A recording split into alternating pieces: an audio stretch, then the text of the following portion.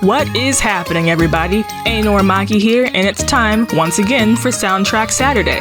This week, Super Paper Mario, the game a lot of people would argue was the last good game in the series, but that's a talk for another day. But before we get into that, we hit 100 subscribers. Oh my god, I can hardly believe it. Thank you guys so much for all the support. It means more to me than you could ever know. I'm thinking my 100 subscriber special will be another scary game, because who doesn't like watching someone be freaked out? And also, maybe a Q&A video? Who knows? Anyway, Super Paper Mario is the third installment in the Paper Mario series for the Nintendo Wii. Unlike the first two games in the series, which follow RPG-style gameplay, Super Paper Mario combines RPG with platforming and puzzles. It also has a great soundtrack. Let's take a look at the best of the best. And also, warning, this video contains heavy spoilers, so if you haven't played the game, maybe do that first.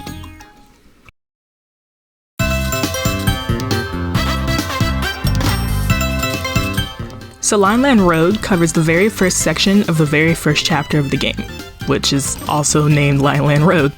In addition to being an upbeat tune that signals the start of another Grand Mario adventure, it's also kinda genius. Lineline Road is a heavily modified remix of the Super Mario Bros. Theme, updated to sound more energetic and more modern.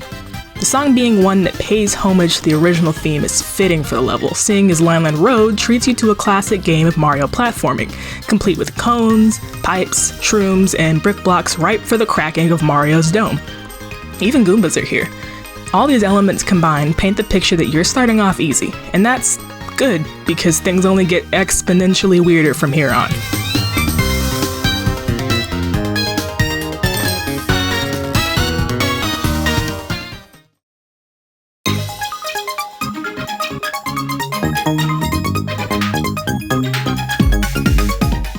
Gloom Valley covers the very first section of the second chapter of the game, which is called Gloom Valley. Don't you just love names that are to the point? It isn't too far a song from Lineline Road, and that's for good reason. Both songs are the accompanying background music to the first sections of their respective chapters, and the chapters generally follow the rule of leading the player into a false sense of security with how relatively tame the first sections of the chapters are. Gloom Valley doesn't sample anything, though. It's upbeat enough to make you think everything's still okay, but far enough removed from Mario's home that you know you're solidly in the story. Plus, you kinda have to dance to it. Sorry, I don't make the rules.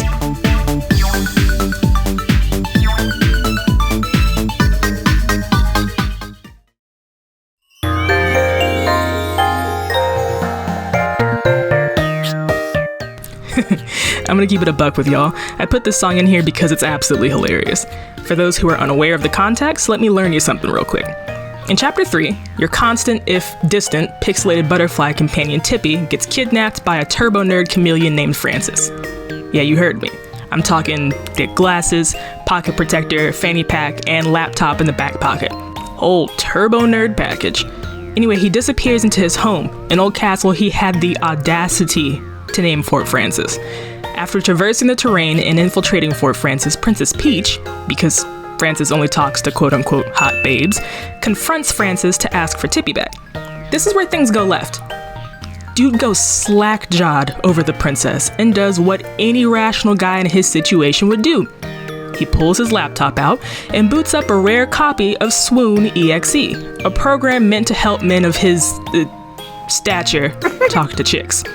You get sucked into the nauseatingly pink program and get to play as Francis as he tries to win Peach over. It's cringe as all hell, but it's also funny as all hell.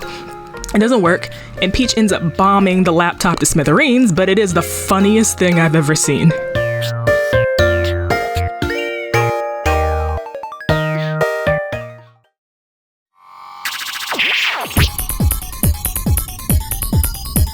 Woe is right. The Ozone is a trippy, otherworldly area at the far reaches of space meant to protect a pure heart. It's called the Ozone because you have to flip the gravity so many times you end up going whoa. Yes, I used a walkthrough for this level, get off my back. Anyway, the music itself is a dizzying mix of all kinds of technological sounds. Beeps here, boops there, parts that sound like you're spiraling into madness or just getting lost. But it's just catchy enough that you aren't annoyed by it, which is good because 10 minutes in, you're already annoyed by the level itself. Especially because your guide abandons you with the entrance.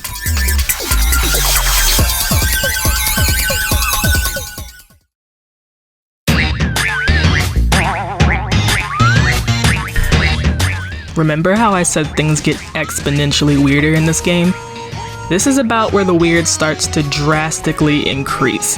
Mr. L is a mysterious, masked villain in green, and the fourth lackey to be sent after you by Count Bleck, the main antagonist of the game.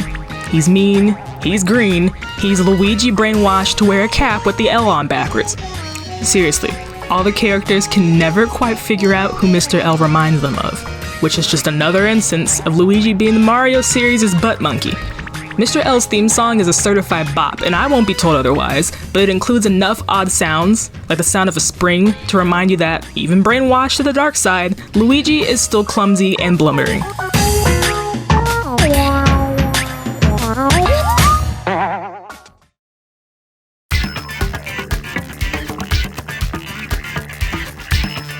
By the start of Chapter 5, most players have thrown all logic out the window and are now just going where the wind takes them, instead of asking questions like, why in the hell are we in the prehistoric age? Are those cavemen? Or, are those cavemen fighting with anthropomorphic flowers? Yes. The land of the Kragnans is set firmly in prehistoric times when the oddly intelligent cavemen ruled. The song, Gap of Krag, drives that point home. The main beat of the song sounds a bit like a bone being used as a drumstick, and the chorus is a wild fiddle performance complete with a Wild West-esque whistle. Really sells the whole notion that the land of the Kragnans is in a dry, dusty old canyon.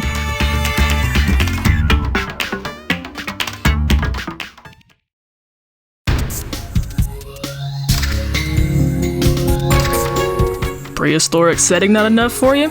Feast your eyes on these. All flowers live and breathe, but not all flowers walk and talk. The Florosapiens are the enemies of the Kragnans and have taken to kidnapping and enslaving the Picasso-faced cave people in their minds. The song keeps the use of a powerful string instrument, swapping the fiddle for the violin, which is seen as more refined, like the Florosapiens are compared to the Kragnans. The rest of the song is packed with a feeling of adventure, which is fitting because you spend your time down here doing all of the exploring for Flint Cragley, the one intelligent Kragnan who uses his brains to convince the others of his species he's a brave adventurer. He's not. He literally always makes you go through doors first. Bruh. Anyway, the way the violin is played in the song hints at the danger you're in down here too.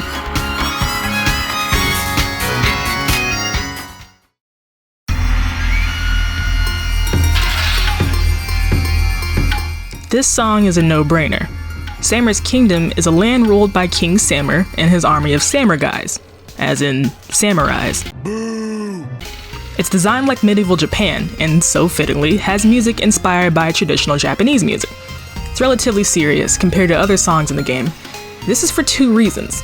The first time you come through here, the entire dimension is on the brink of destruction by way of the Void, a giant dimension-eating hole in the fabric of space. This is a pretty serious situation, so the music is lower tempo than most. The second time you come through here is after you beat the game. The dimension is no longer in danger of annihilation, but you're now taking part in the Duel of 100 tournament, which is a serious and sacred tradition to the Samur guys.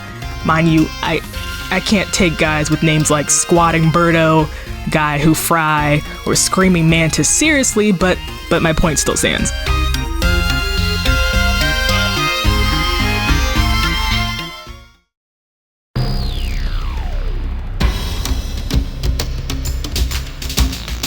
No, I didn't spell that wrong.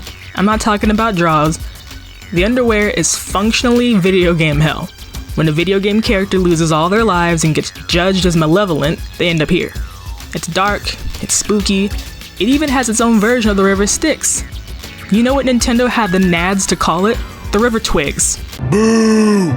The music, much like the area, is just bad enough to get the point across that you did not die and go to heaven.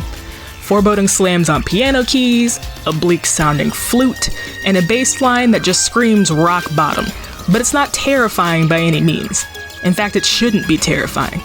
The Shades, that's what the citizens of the underwear are called, the Shades will look you dead in the eye and tell you it's actually not that bad here, provided you don't fall into the River Twigs, because you'll get dragged down by underhands, never to be seen or heard from again. Fun times.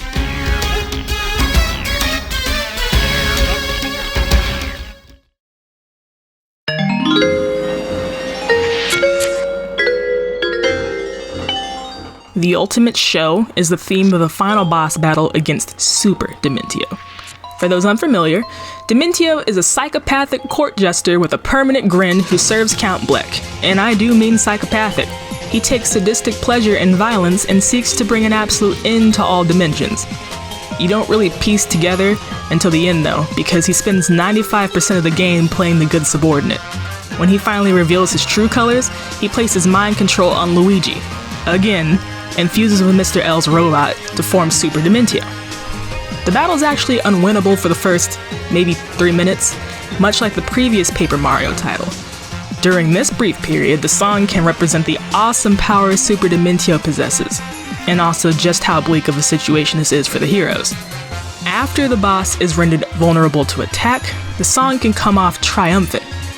It should also be noted that the ultimate show samples Dementio's theme song, and starts out sounding unhinged by way of glitching noises, much like Dementio. It's an epic final battle with epic final battle music. So, that's it for this week's Soundtrack Saturday. What did you think?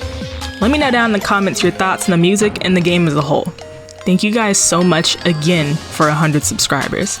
And if you're new here, hit that subscribe button with your hammer pixel cudge.